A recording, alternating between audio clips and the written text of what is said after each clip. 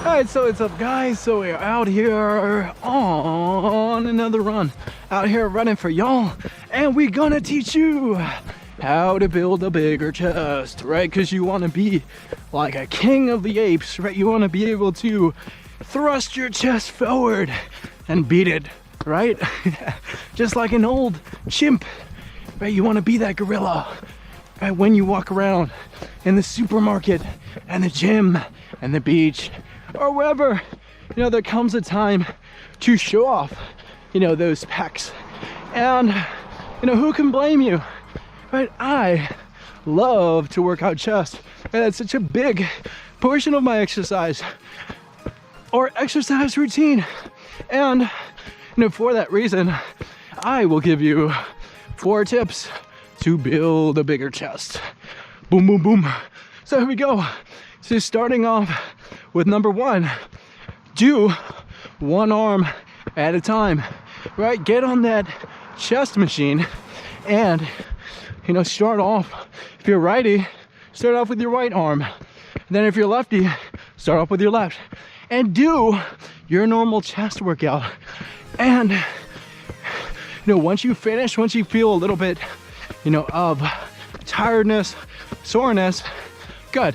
Now do it with 2 hands, right? If you have to drop the weight, drop it. Or if the machine, you know, is built for double the weight, right? The more weight you put on it, on both arms, they're even. And from that, add more weight. And what you'll come to realize is that when you put, you know, those 2 arms together, you'll see that you're working out one arm more than the other. I know I'm guilty of it. I work out my left chest way more than my right chest before I knew this trick, right? And what I started doing is I would add a little bit more work in my right chest, right? I would add an extra rep or 2 for every side. And when, you know, I started to come and do, you know, the set where it's like both of them at the same time, I would be more even. And when I looked in the mirror, my chest was more even. And when I did body scans and other things of sort, you know, to actually exactly look at these issues, I would notice that my chest is evening out, because it's almost very hard, right, to, you know, simply work on both chest muscles at the same level, because naturally one arm is going to be lower than the other, right? And what that's going to do is it's going to work out one chest more than the other. That's fine. What you got to do, you know, is be aware of that and make those changes to your workout, you know, adjust, right? And from that, you know, taking the right side and then doing the left side and then both, you'll be able to not only isolate your chest muscles, right? Because you want to isolate your right chest and isolate your left chest, right? And that's done by using one arm at a time and even leaning that way, right? Which is what you can also do. And once you go to 2, you will understand, you know, which arm did you work out more, which arm needs more work. And from that, you will build a big balanced chest. Because I don't know about you, but that's what I want. So from that, we will move into tip number 2. And that is to, you know, alternate, right? Don't just do bench presses on the barbell, right? Because you want to mix it up. You want to throw your chest off and confuse it. And what better way to do that than by switching your workout routines, right? Switching those styles, doing it some days with machines, doing it some days with barbells, some days with cables, and some days all 3. And what'll happen is you'll start to get sore more. You'll start to notice that you are working out your chest in different ways.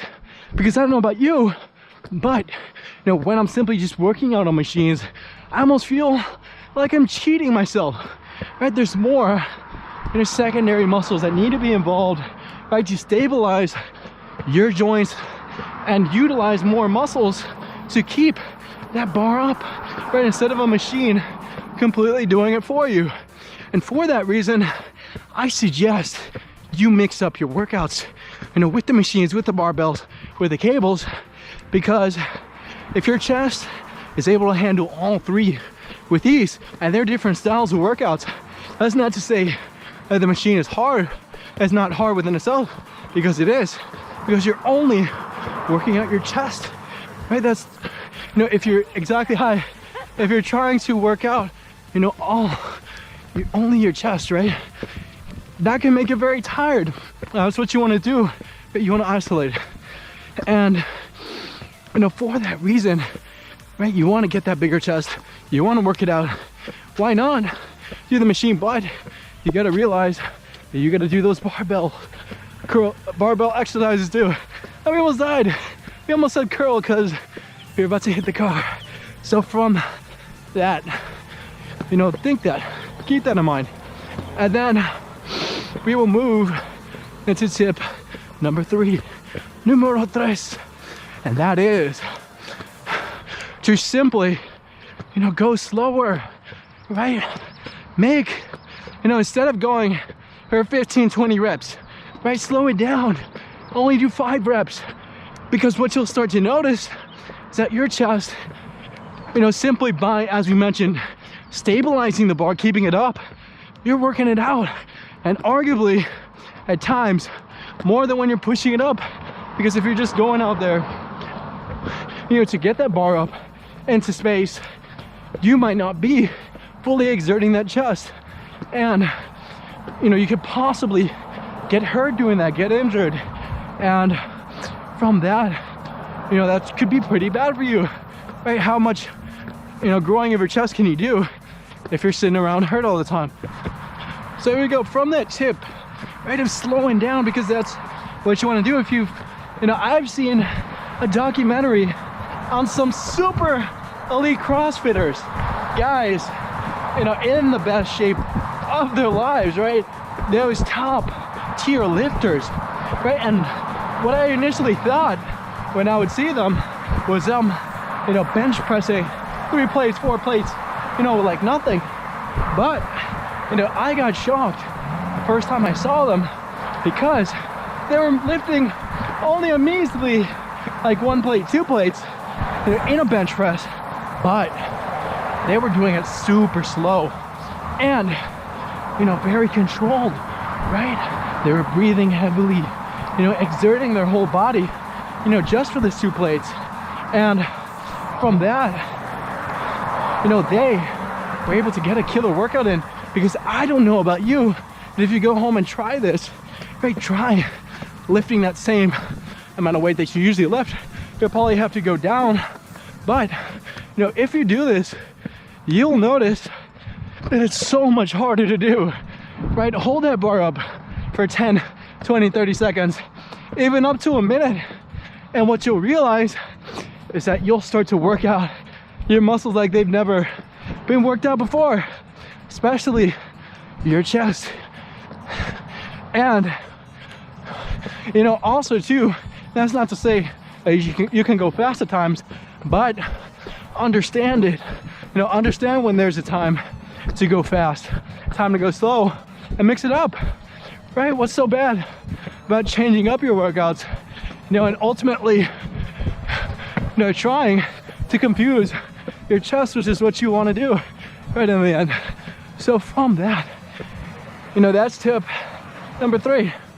Then we will jump into tip number 4, numero 4, and that is, you know, to do natural chest exercises, right? You know what I'm talking about, those push-ups, right? Those pull-ups, those exercises, and those dips, hello, that you don't even need a gym, you know, to do them. You try them, right? You can even do these, hello, you can do these walking push-ups, right? Try it. Try going from your bedroom right to your door of your house in a push-up position, right? If there's no steps, hello, like, and you can still do that, but, you know, the main gist of it is try it, right? You will get a killer workout just doing those natural exercises. And guess what?